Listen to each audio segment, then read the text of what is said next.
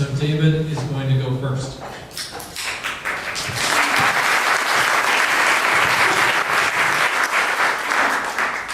Well, I'm glad I got the applause first, because I know they'll be there after I'm done.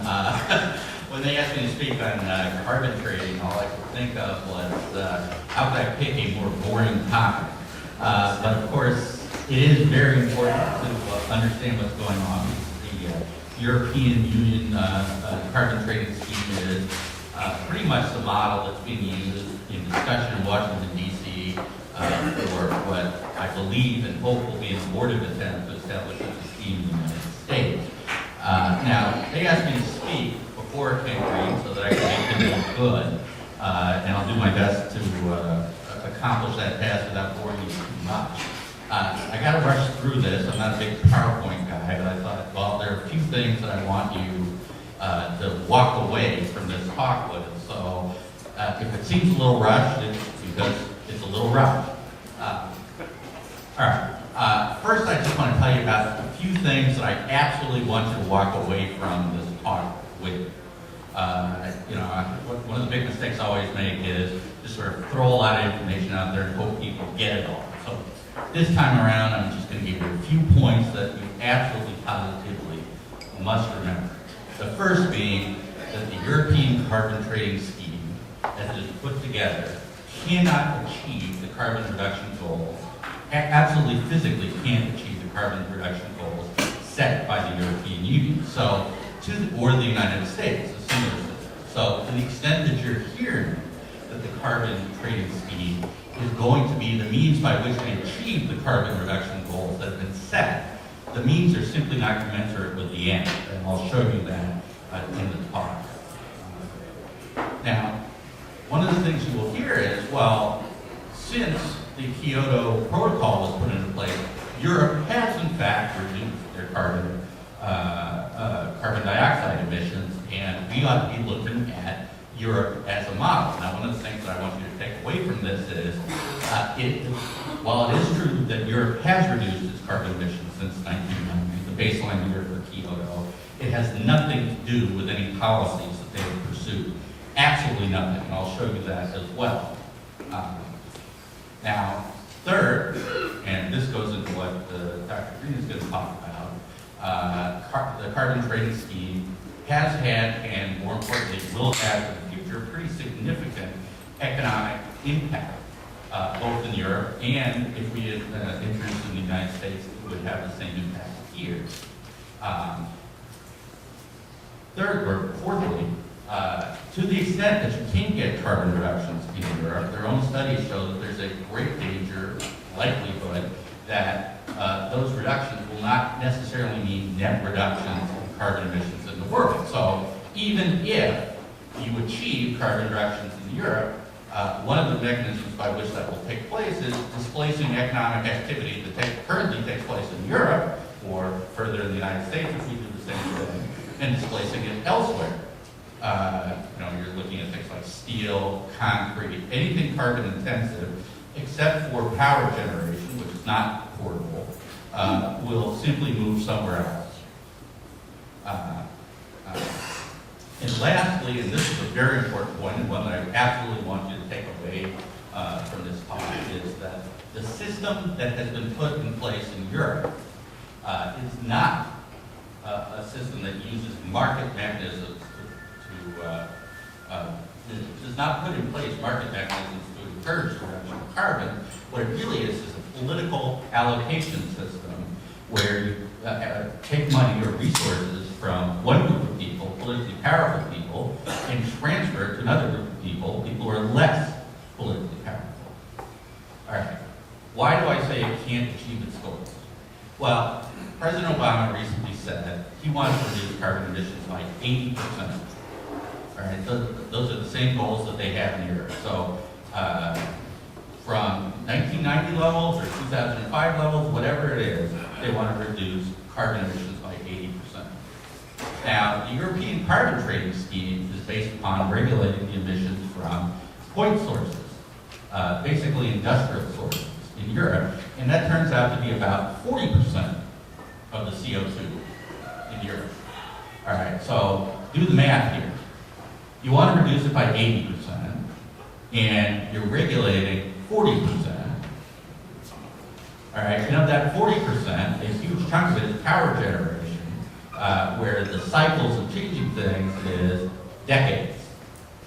So, simply put, the math doesn't work. There's no way using the current carbon trading scheme that they have in place that they can get anywhere close to achieving the goals that they have, which is, by the way, only over 40 years to get from here to an 80% reduction. All right. So, what do you conclude from that? Well, the carbon trading scheme, far from being the market mechanism that's going to lead you to a carbon reduction nirvana, is only the first tentative step to the actual plans that they have for reducing CO2. And how are they going to do that? Well, already you're seeing in Europe another layer being talked about, one that's even more politically fraught than the current one that they have, which is taking the carbon trading scheme and layering on top of that yet another new set of things, carbon taxes that will more directly impact consumers. Now, the takeaway, the first point takeaway that I want you to have there is the carbon trading scheme that we're hearing about as the model for what we ought to have in the United States to reach our goals simply cannot work to achieve those goals. It's not enough.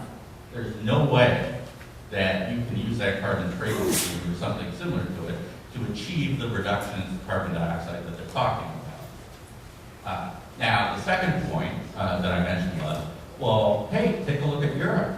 They were able to reduce their carbon dioxide. If you look, Europe has seen pretty substantial carbon dioxide reductions since 1990, which also happens to be the base year for the Kyoto Protocol. Now, what most people don't talk about is almost all of that reduction took place, not in this decade, certainly not since they put in the carbon trading scheme. It took place in the 1990s. What's that? Yeah, well, it even but exactly.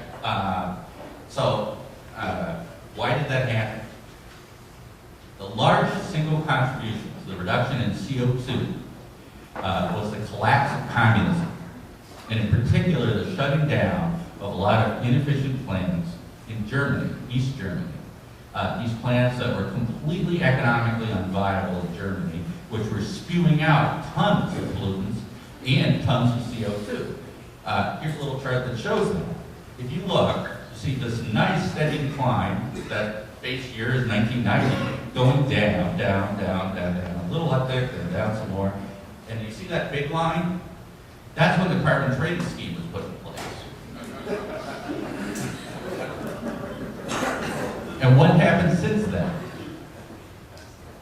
You've actually seen carbon, and by the way, that includes, well, I'm not going to get into all the details, but it's even a little bit worse than that. There is 1 year since the carbon trading scheme was put in place that carbon dioxide reductions did take place, and that's 2008. Now, what happened in 2008? Yeah, the recession. In fact, there was a 6% reduction in carbon dioxide emissions in 2008. It's a number that just came out recently. 100% due to what? An economic recession. So what's the lesson that you learned from this? Well, guess what? The best way to reduce carbon dioxide emissions? Have your economy collapse. There's a pretty nice direct correlation. The East German economy collapses, boom, you get a huge reduction in CO2. You have an enormous, almost unprecedented since the 1930s, industrial collapse in Europe. And what takes place? You get a nice reduction in CO2. So the takeaway, carbon trading has had little to no impact. In fact, a lot of environmentalists argue that it has made carbon dioxide easier right now because there's a nice little economic benefit to emit. The best way to reduce greenhouse gases is to hobble your economy. All right, this I'm just going to go through because the harm to the economy. Now, the carbon trading scheme, this is the European Union's own studies show that you'll get an awful lot of what they call carbon leakage, which is another way of saying what you'll see is the deindustrialization of the Western world, the first world, and an accelerated industrialization in developing world. As it becomes more expensive to do anything carbon intensive in the industrial world will deindustrialize. The rest of the world will industrialize, which is another way of saying one great way to reduce your carbon emissions is to harm your economy. Let's get to this quick. Now think about this. Do you really want industrial production moving to the third world? I mean, we have worked over the past 50 or 100 years to make our own industrial production more environmentally friendly. And so what are the environmentalists telling us to do? Deindustrialize. Take the industry from a place where you have to obey environmental laws and dump it in the third world. This is a brilliant plan. All right. Now, this is the other big point that I want you to get out of this talk. In fact, there are only 2 points you get out of this talk. One is, if you want to reduce the carbon dioxide emission, destroy your economy. The other one is, if you want a carbon trading scheme, what you're going to get is the political spoil system, the allocation of resource groups, political allocation of resource. Now, it's promoted as a market mechanism. Sounds good, right? Well, you know, what we're going to do is have this market here, and people will get an incentive to reduce their carbon. But what really happens? Well, they don't do anything like have a straight, neutral, either carbon tax, which would apply to all carbon, and they don't auction off to the highest bidder the carbon trading permits. What they do is they give them away. And they give away a shrinking number of them, and they say, see, there's going to be a shrinking number of them, and then people can trade them. Well, now, who decides who gets what? What you've done is you've created a system where the politically powerful get benefits, and the politically unpowerful get screwed. And the reason why most of the trading takes place right now is because those who've got these great benefits get to sell them to the people who got left out. It has nothing to do, in fact, you saw the chart, you didn't reduce carbon. You didn't create any incentive to reduce carbon. What you did was you gave a nice economic benefit to the politically powerful people out there. And if you're thinking, well, this is just, you know, a corrupt system, here in the United States, they're going to be giving carbon emissions permits to nuclear power plants, which produce no carbon. Why did they do that? To get the electric companies to sign on to this.